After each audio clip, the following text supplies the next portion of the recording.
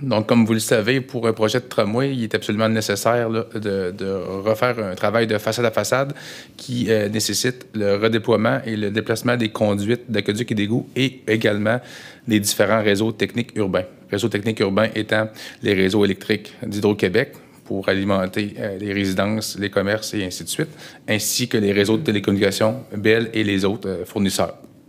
Donc, les grandes actions qui ont été portées dans la conception de référence en partenariat avec ces grandes compagnies nous a permis de relocaliser les réseaux souterrains techniques. Donc, une partie de ceux-là étaient déjà enfouis. On a dû les redéplacer aux bons endroits le long du tracé du tramway. Et il y avait aussi une portion de ces réseaux-là qui étaient déjà aériens pour lesquels 100% de ces réseaux vont être enfouis pour une question d'améliorer l'intégration et le paysage urbain. Fils enfouis, comme vous le voyez à l'écran en haut à droite, donc les fils qui sont longitudinaux le long du tracé. Il y en a plusieurs kilomètres dans le secteur de René-Lévesque et dans l'est du tracé, et aussi toutes les traversées triphasées. Donc, ce qu'on voit ici, c'est les fils d'alimentation d'Hydro-Québec pour desservir les résidences. Ils sont longitudinaux et également transversaux, ce qui sont beaucoup plus apparents lorsqu'on circule sur un boulevard. Donc, pour objectif d'enfouir ces 35 traversées sur le 19 km, dont 25 se trouvent sur le boulevard René-Lévesque.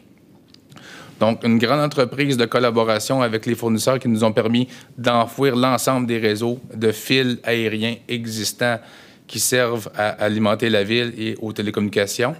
Et pour le projet de référence, comme Éric l'a mentionné, nous, on a conçu avec une ligne aérienne de contact, donc on a venu intégrer cette ligne, un fil par direction, ainsi que ses équipements de support le long du tracé.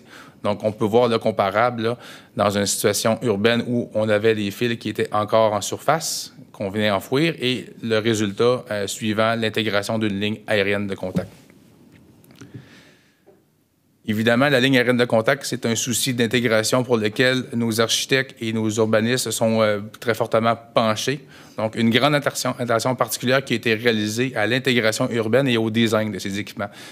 Le fil est une chose, l'équipement qui le supporte en est une autre, pour lequel il y a une grande attention qui a été réalisée pour définir un concept architectural bien intégré des supports des MOLAC, donc des poteaux lacs, et un grand effort supplémentaire pour mutualiser, donc combiner l'ensemble des équipements qui sont verticaux, hein, qui peuplent un peu le paysage urbain d'éléments. Donc, l'éclairage urbain ainsi que les lignes aériennes de contact ont été mutualisées sur presque la totalité du tracé. Donc, 88% du tracé du tramway est mutualisé. Ce qui fait en sorte qu'on vient diminuer fortement aussi l'intégration des éléments de support dans le paysage.